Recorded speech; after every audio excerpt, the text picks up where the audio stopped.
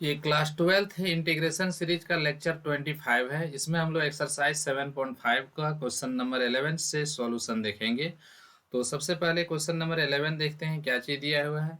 और ये जो क्वेश्चन है वो पार्शियल फ्रैक्शन से रिलेटेड क्वेश्चन है। तो देखते हैं क्वेश्चन नंबर 11 को कैसे सॉल्व किया गया। मेरे पास जो एक्सप्रेशन दिया हुआ है 5x/x+1 x² - 4, ये देखिएगा ये लीनियर फैक्टर में ब्रेक हो सकता है x² - 4। तो इसको ब्रेक कर लेंगे और इसको हम लोग क्या करते हैं पार्शियल फ्रैक्शन में तोड़ देते हैं।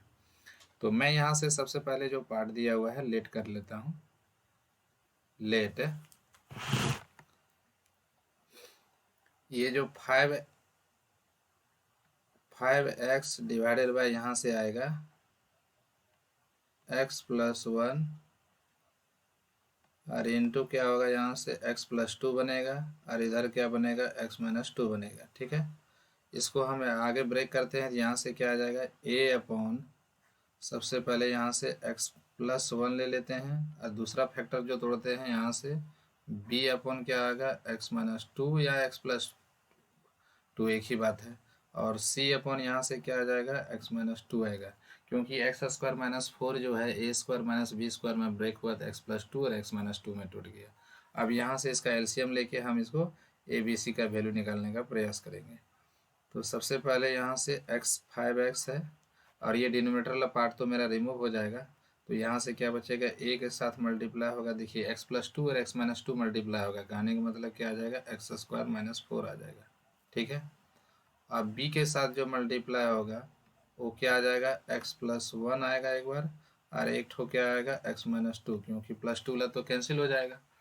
और c के साथ जो मल्टीप्लाई होगा वो आ जाएगा x+1 और साथ में क्या आएगा x+2 आ जाएगा c के साथ में। मैं यहाँ पे इसको इक्वेशन नंबर 1 के सपोज कर लूँगा। यहाँ से डिनोमिनेटर वाला पार्ट एलसीएम लेने के बाद सेम सेम हो गया था, जिसके कारण ये कैंसिल हो चुका है।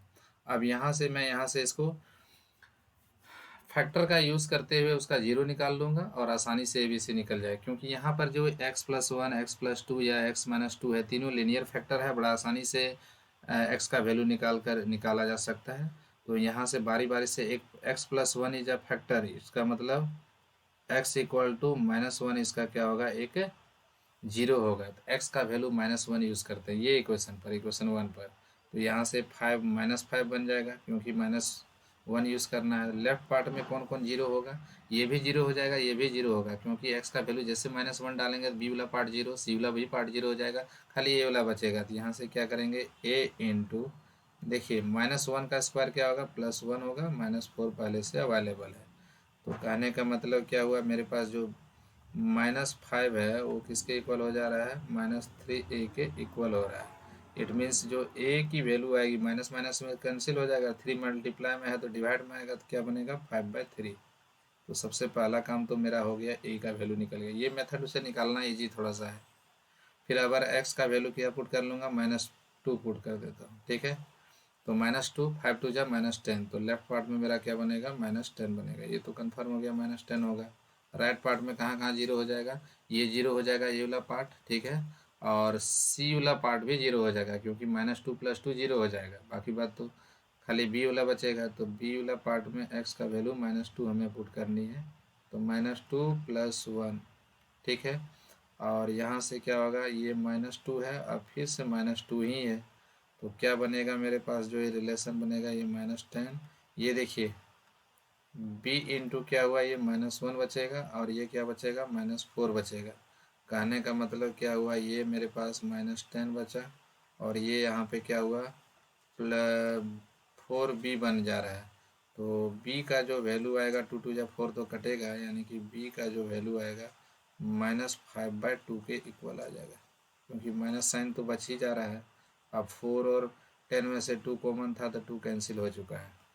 अब c का वैल्यू निकालना है, तो थर्ड फैक्टर मेरे पास क्या है x-2, तो मैं पुट करूँगा क्या चीज, पुट x-2 = 0, यानी कि x = 2। तो 2 पुट करने पर ये जीरो हो जा रहा है, बी वाला भी जीरो हो जा रहा है, केवल कौन सा पार्ट बच रहा है सी वाला। और इधर लेफ्ट पार्ट में 5 2 जा 10 हो जाएगा, डायरेक्ट यहाँ 10 पर लिखेंगे। और राइट पार्ट में क्या होगा, एक्स का वैल्यू जैसे 2 पुट करेंगे तो 2 + 1 फर्स्ट फैक्टर वाला में, और सेकंड फैक्टर में क्या है 2 + 2 है। ठीक है, तो ये 10 बन गया और यहाँ पे क्या होगा c इंटू 3 हो जाएगा, और यहाँ क्या होगा ये 4 हो जाएगा। तो 4 3 जा 12 आ रहा है, यानी कि c का वैल्यू जो हो रहा है 10/12 आ गया। तो कहने का मतलब c का जो फाइनल आंसर आ जाएगा वो क्या आ जाएगा 5/6 आ जाएगा। तो ये c का वैल्यू मेरे पास क्या है आ चुका है।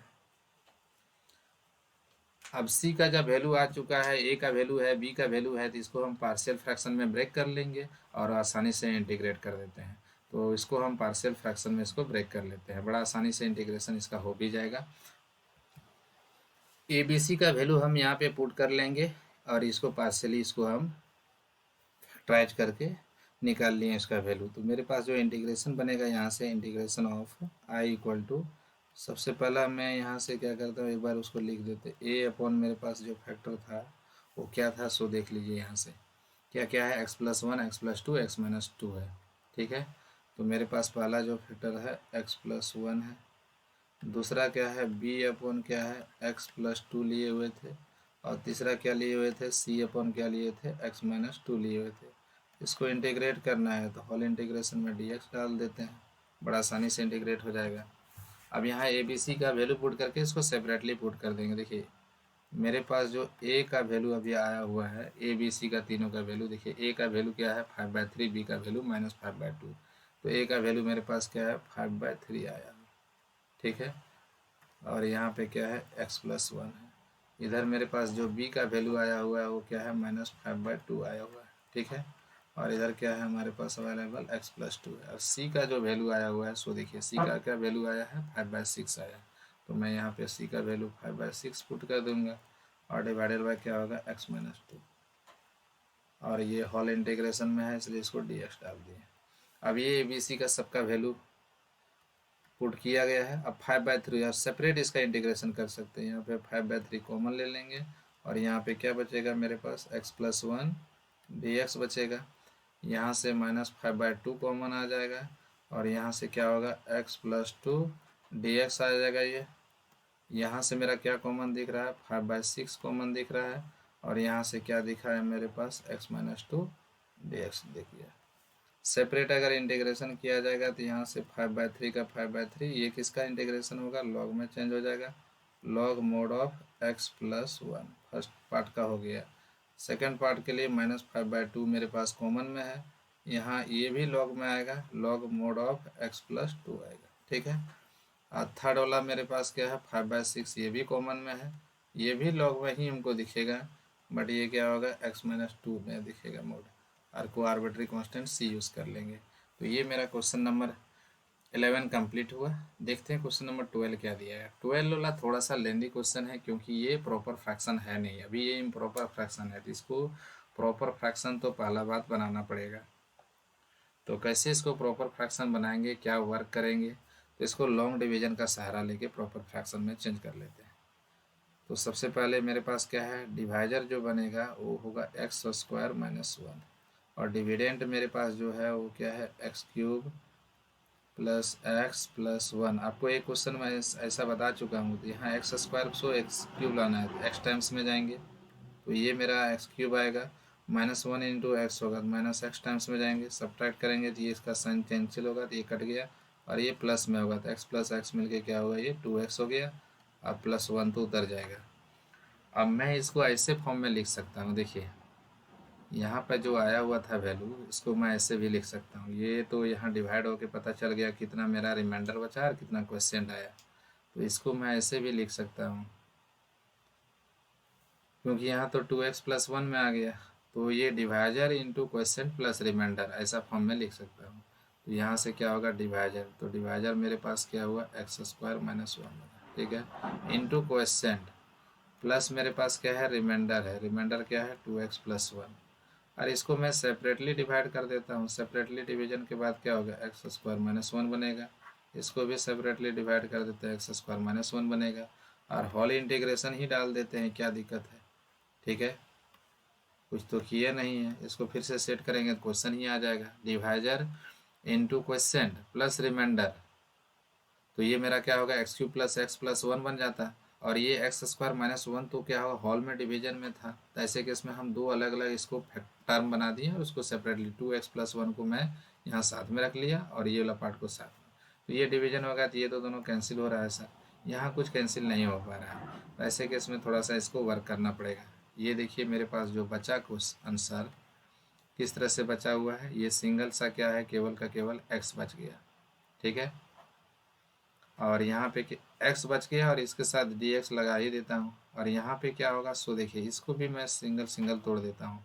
तो ये 2x अपॉन क्या टूट जाएगा, एक्स स्क्वायर माइनस 1 है, ठीक है। और ये डी एक्स में टूटेगा। फिर यहाँ पे क्या होगा, 1 अपॉन क्या बनेगा, ये एक्स स्क्वायर माइनस 1 होगा और ये क्या बनेगा, डी एक्स में टूट जाएगा, ठीक है। तो ऐसे केस में मेरे पास जो डेटा आ रहा है, सो देखिए ये किस तरह से इंटीग्रेट होने के बाद आएगा। ये एक्स डी एक्स है तो एक्स का इंटीग्रेशन क्या होगा, एक्स स्क्वायर अपॉन 2 बन जाएगा। और यहाँ पर क्या होगा, हमको सब्सटीट्यूशन का सहारा लेना पड़ेगा। तो 2x का 2x रहने देते हैं। इसका डिनोमिनेटर को अगर सब्सटीट्यूट t से कर देते हैं तो यहाँ dx का जो वैल्यू आएगा dt के टर्म में वो कितना मिल जाएगा, dt अपॉन 2x आएगा। और यहाँ पे मेरे पास एक पार्ट बचा हुआ है। एक्चुअली ये एक्सरसाइज में ये फार्मूला अप्लीकेबल नहीं होना चाहिए था, लेकिन यहाँ पे ये मैं फार्मूला से ही बता दूंगा, या तो इसको मैं दो अलग अलग फैक्टर में तोड़ के भी बता सकता हूँ। तो मेरे पास जो यहाँ से क्या आएगा, सो देखें यहाँ से एक्स स्क्वायर अपॉन 2 बनेगा, ठीक है। और ये 2x तो पूरा पूरा कैंसिल हो रहा है, तो बच रहा है क्या चीज़ यहाँ से, सो देखें यहाँ पे हम सब्सटीट्यूशन का सहारा लिए थे, एक्स स्क्वायर माइनस 1 को टी में सपोज कर लिए थे। और ये क्या आ गया, डी टी, ठीक है। इसको हम पार्शियली भी ब्रेक कर सकते हैं, लेकिन पार्शियल में थोड़ा सा ज़्यादा वर्क हो जाएगा, ऑलरेडी क्वेश्चन में पर वर्क था।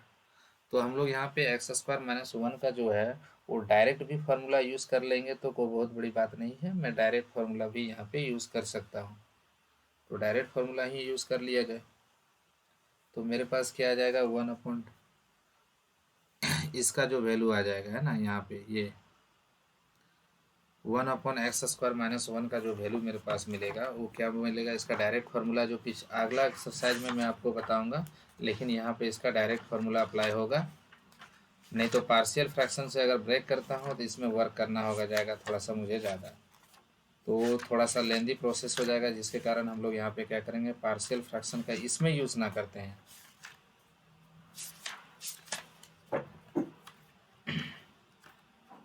तो ऐसे केस में इसका फार्मूला 1/2a लॉग, तो इसका पहले से ये लगाने से पहले मैं यहाँ पे एक फार्मूला जिक्र कर लेता हूँ, तभी ये बन पाएगा, नहीं तो दिक्कत है।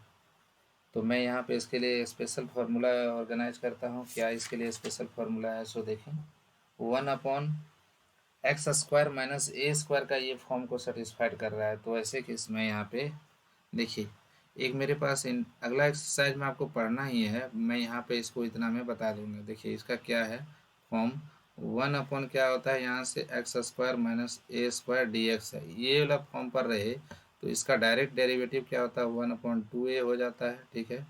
और लॉग यहाँ से क्या देखते हैं हम लोग, x minus A divided by क्या होता है, एक्स प्लस ए, और आर्बिट्री कांस्टेंट तो सी होता ही है। तो यही फॉर्म में तोड़ेंगे इसको, ए के जगह में यहाँ 1 है तो 1 का स्क्वायर, तो इसके बदले 1/2a, तो 2a यानी 1 लिखने का कोई ज़रूरत है नहीं।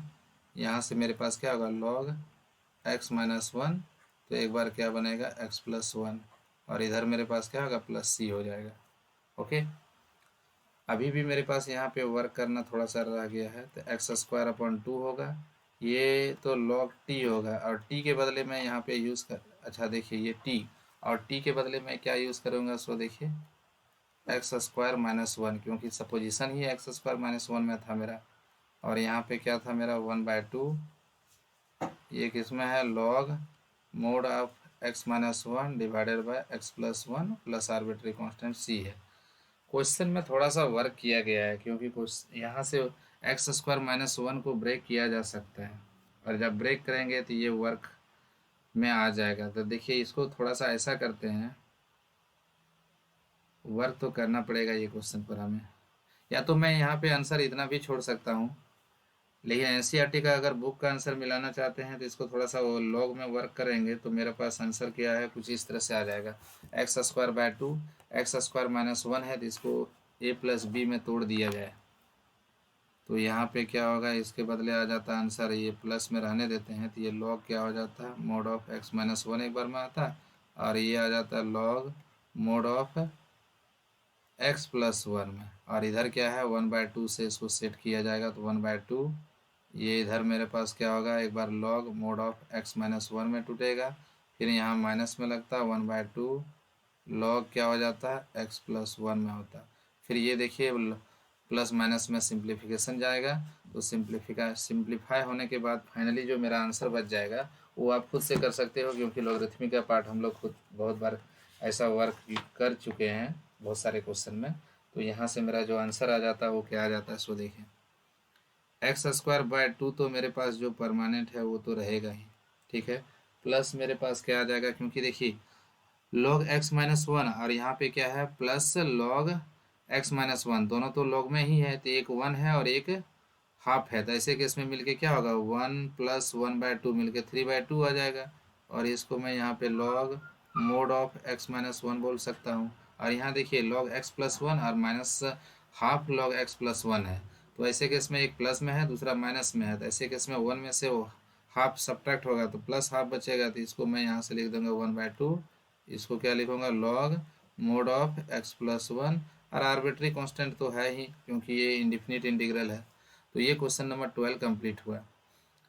क्वेश्चन नंबर 13 भी देख लेते हैं। तो 13 का देखिए सबसे बड़ा प्रॉब्लम है इसका लीनियर फैक्टर नहीं है, तो लीनियर फैक्टर नहीं है तो ऐसे केस में इसको लीनियर फैक्टर नहीं है तो इसको थोड़ा सा हमको स्पेशल वर्क करना होगा। तो देखिए मैं इसके लिए क्या वर्क कर सकता हूँ, यहाँ से जो होगा लेट कर लेता हूँ 2/, ये मेरे पास 1 - x हुआ, ठीक है। यहाँ से इसको 1/, क्या कर लेता हूँ, यहाँ से 1 - x हो जाएगा, ठीक है। और यहाँ से क्या हो जाएगा, ये बनेगा तो bx प्लस क्या हो जाएगा, ये c हो जाएगा, ये bx प्लस c में चेंज कर देता हूँ, और डिवाइडेड बाय क्या होगा 1 + x², ठीक है। अब जब एलसीएम ले लेंगे तो कुछ इस तरह से बनेगा, लेफ्ट पार्ट में मेरा क्या बनेगा, सो देखिए उस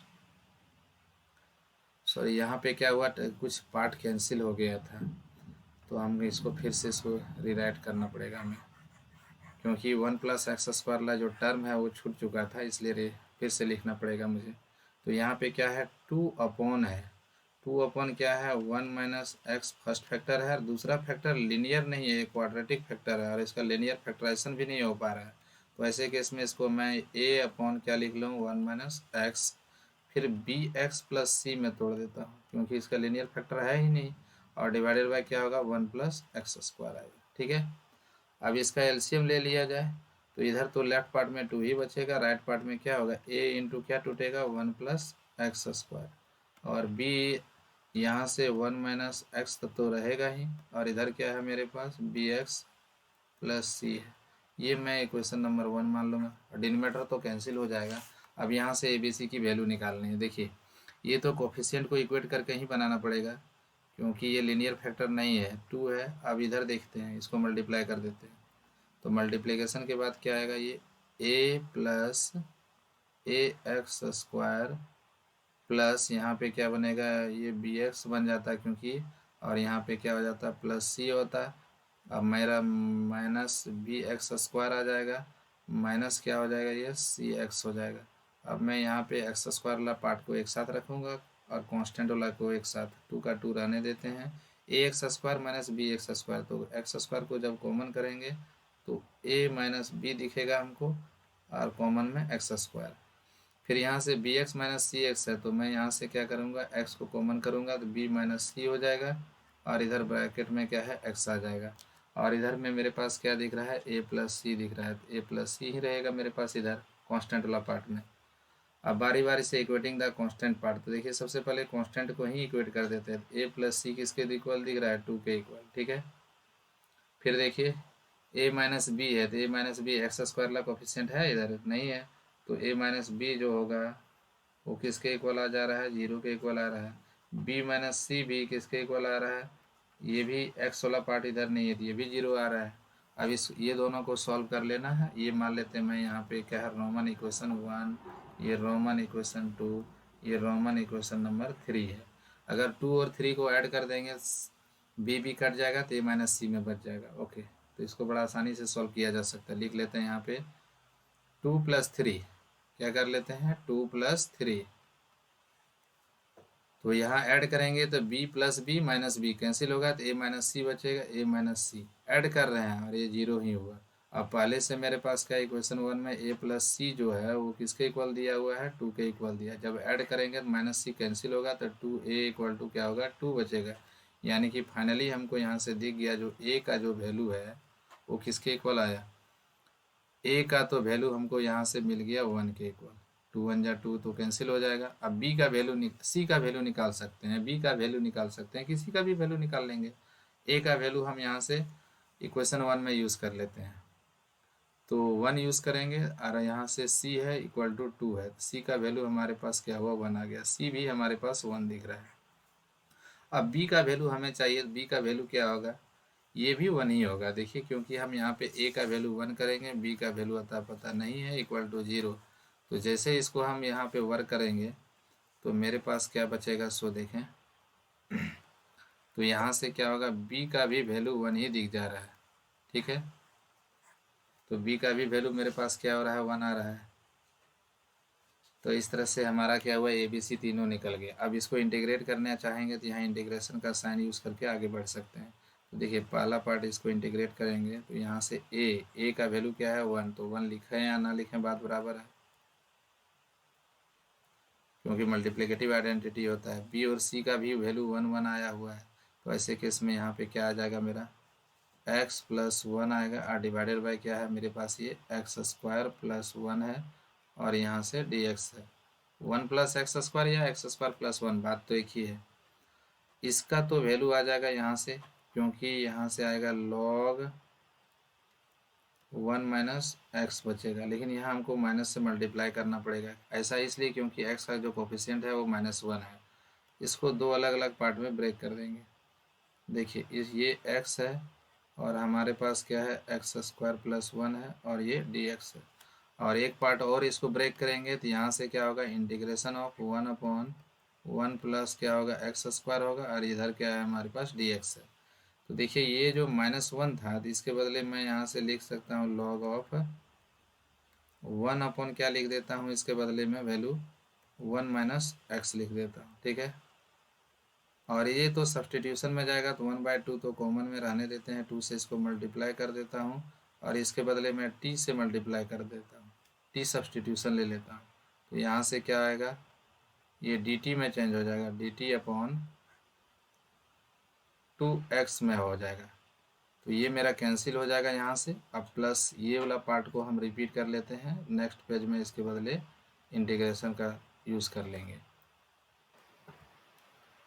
यहाँ पर जो मेरे पास आया हुआ है लास्ट में इंटीग्रेट होके इसको, तो ये तो आया हुआ है, तो मैं यहाँ नेक्स्ट पेज में ले जाता हूँ तो कुछ इस तरह से नज़र आ रहा है। ठीक है, log 1/1 minus x plus 1/t। तो यहाँ सब्सटीट्यूशन का मेरा यूज़ हुआ था, तो यहाँ पे फाइनली जो मेरा आंसर दिख जाएगा वो कुछ इस तरह से। अगर ये हम माइनस को एंट्री नहीं कराते हैं तो मैं आंसर को अगर ये भी लिख दूंगा तो कोई दिक्कत नहीं है। एनसीईआरटी बुक में तो ये आंसर को एंट्री भी नहीं कराया गया है, ऐसा ही छोड़ दिया है। अगर ये लिखें या ये लिखें दोनों तो सेम ही चीज़ है। यहाँ पे मैंने यहाँ पे 1/2 है और इसके बदले क्या आ जाएगा, log ऑफ t आ जाएगा। ठीक है, अब प्लस ये तो tan इनवर्स का फॉर्मूला है, tan इनवर्स x/a होता है, लेकिन a तो 1 है, कोई लिख के कोई बेनिफिट नहीं, प्लस आर्बिट्री कांस्टेंट c है। लास्ट में जाके यहाँ पे थोड़ा सा इसको आंसर को अगर ऐसे भी लिखेंगे तो कोई हर्ज नहीं है, या तो ये फॉर्म में भी लिखेंगे तो कोई दिक्कत नहीं है। यहाँ से 1/2 था, t के बदले मेरा सब्सटीट्यूशन में क्या था, 1 प्लस एक्स स्क्वायर था, तो 1 प्लस एक्स स्क्वायर रहेगा। और लास्ट में मेरा क्या आया हुआ है, tan इनवर्स आया हुआ है। अब प्लस क्या है, c है। ये मेरा फाइनल आंसर है। एक्चुअली हम यहाँ पर देखिए ये वाला जो पोर्शन है यहाँ पे 1/2 से 2 से मल्टीप्लाई और 2 से डिवाइड किए थे, ताकि सब्सटीट्यूट करने के बाद आसानी से 2x कैंसिल हो जाए। ओके, और इस तरह से हमारा जो फाइनल आंसर शो किया क्वेश्चन नंबर 12 का, वो क्या कर दिया, -x log mod of 1 minus x है। ठीक है, और इधर क्या है 1/2 log 1 प्लस एक्स स्क्वायर। अब प्लस क्या है, tan inverse x plus arbitrary constant c use हुआ है। ओके।